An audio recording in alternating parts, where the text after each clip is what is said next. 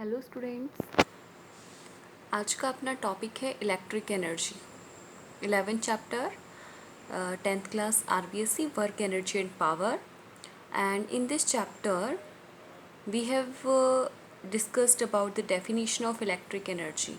Okay, and there are so many types of energy: heat energy, electric energy, nuclear energy, gravitational energy, mechanical energy. Okay, so first we have discussed earlier in previous video about mechanical energy, because it has two types, kinetic and potential. So we have done that. So now our topic is electric energy. देखिए electric energy क्या है बच्चों। जो electric energy है वो charge particles की वजह से प्रोड्यूस होती है। तो चार्ज पार्टिकल्स की वजह से जो एनर्जी प्रोड्यूस की जाती है उस एनर्जी को ही हम बोलते हैं electric energy. The energy produced by the charged particle is known as electric energy. Charge particle, charge आपको पता है दो होते हैं, पॉजिटिव नेगेटिव। तो इन चार्जेस की वजह से, इनके मूवमेंट की वजह से जो एनर्जी प्रोड्यूस होती है उसी को हम बोलते हैं इलेक्ट्रिक एनर्जी। ओके स्टूडेंट्स, अब देखिए जो चार्ज होते हैं उन चार्ज के अराउंड, मतलब उनके सराउंडिंग में उनका फील्ड प्रोड्यूस होता है और उस फील्ड को हम बोलते हैं electric field. The area around the electric charge is known as electric field. Positive charge का पॉजिटिव इलेक्ट्रिक फील्ड होगा, नेगेटिव चार्ज का नेगेटिव इलेक्ट्रिक फील्ड होगा।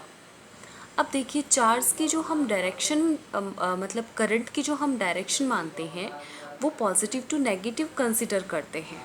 ओके, तो देखिए इसमें अगर हमें इलेक्ट्रिक फील्ड का हमें फाइंड आउट करना है कि ये कौन से चार्ज का इलेक्ट्रिक फील्ड है, तो उसके लिए हम एक यूनिट पॉजिटिव चार्ज लेंगे और यूनिट पॉजिटिव चार्ज को हम अगर किसी फील्ड में लेकर जाते हैं, जैसे हमें नहीं पता कि कौन से चार्ज का फील्ड है, अगर पॉजिटिव चार्ज को हम किसी इलेक्ट्रिक फील्ड में लेके जाते हैं और वो फील्ड उस चार्ज को रिपल करता है, अपने से दूर भेजता है, अट्रैक्ट नहीं करता, इसका मतलब वो फील्ड, वो इलेक्ट्रिक फील्ड किसका फील्ड है?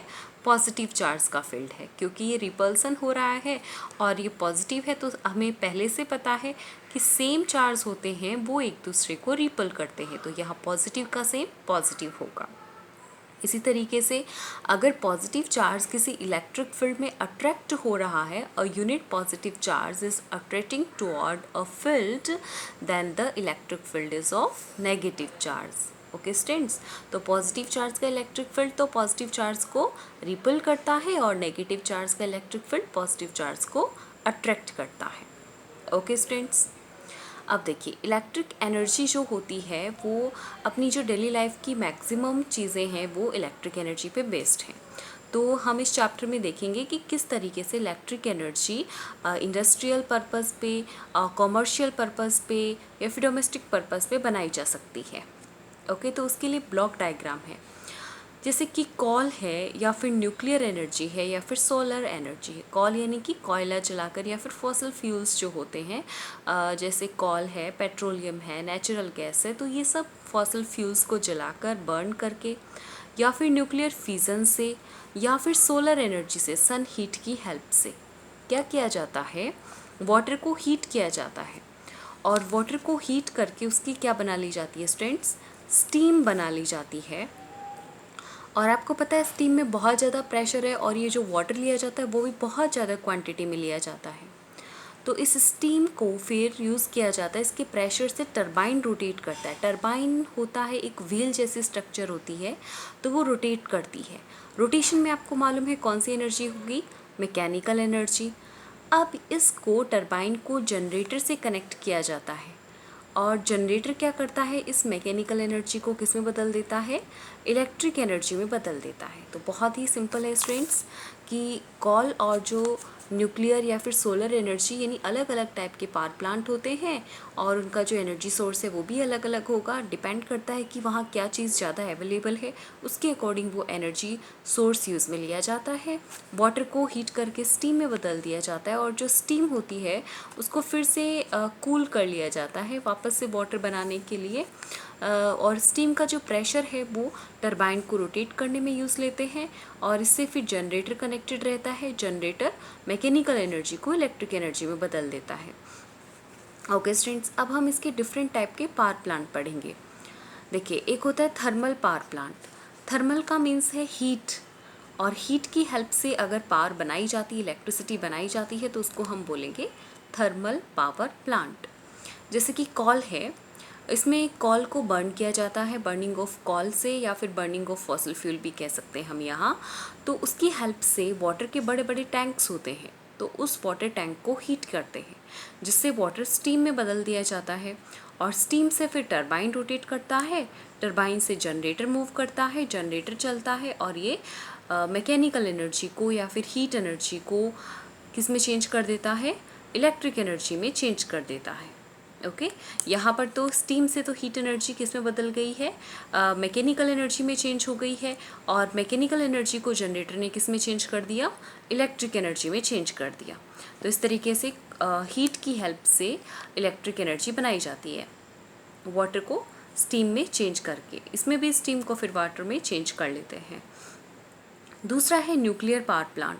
इसको हम स्टेटमेंट में लिख देंगे स्टूडेंट्स कि by the burning of coal water is changed into steam and this steam is used to rotate the turbine. Turbine make mechanical energy. This mechanical energy is changed by the generator into electric energy. Very easy. Next है students nuclear power plant. Nuclear power plant क्या होते हैं? Nuclear power plant में nuclear energy से electric energy बनाई जाती है। अब इसमें देखिए, हमने जब न्यूक्लियर एनर्जी की डेफिनेशन पढ़ी थी तो दो चीज़ें पढ़ी थी, एक तो न्यूक्लियर फ्यूज़न और एक न्यूक्लियर फीज़न।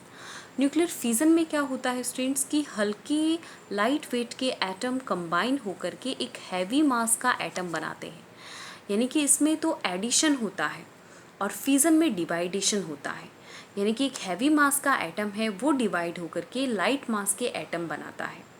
ओके स्टूडेंट्स, तो ये जो लाइट मास के एटम बनते हैं उसके साथ साथ बहुत ज़्यादा अमाउंट में हीट एनर्जी प्रोड्यूस होती है। Tremendous amount of heat energy is released in nuclear fusion.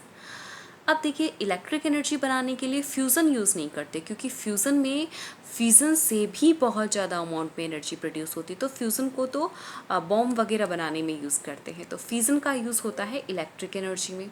तो ऐसी जहाँ पर ये न्यूक्लियर रिएक्टर्स होते हैं वहाँ ये काम किया जाता है।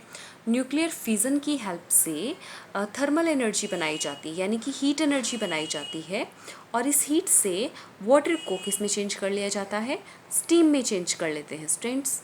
स्टीम से फिर वही प्रोसेस चलती रहेगी, टरबाइन रोटेट करता है, टरबाइन जनरेटर से कनेक्ट होता है, और जनरेटर क्या बनाता है, फिर इलेक्ट्रिक एनर्जी प्रोड्यूस करता है। तो न्यूक्लियर फिज़न में भी न्यूक्लियर एनर्जी की हेल्प से न्यूक्लियर पावर प्लांट में न्यूक्लियर फिज़न से thermal energy, heat energy produce होती है। इस हीट से वाटर को स्टीम में चेंज करते हैं, स्टीम से टरबाइन रोटेट करता है, टरबाइन से फिर जनरेटर इलेक्ट्रिसिटी बना देता है। एक होता है student solar thermal power plant. Solar power plant भी कह सकते हैं इसको डायरेक्ट। तो सोलर पावर प्लांट में क्या होता है, सोलर वर्ड का मतलब आप समझ गए होंगे कि सन हीट है।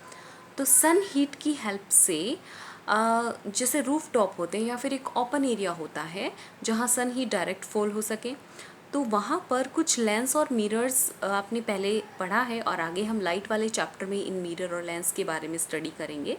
तो अभी तो आप इतना समझ लीजिए कि कुछ लेंस और मिरर की हेल्प से सन हीट को कैप्चर किया जाता है, सन हीट को एब्जॉर्ब किया जाता है, और इस हीट को फिर यूज़ किया जाता है, उसको कनेक्ट करके रखते हैं वाटर टैंक से। और वाटर टैंक क्या करता है, वाटर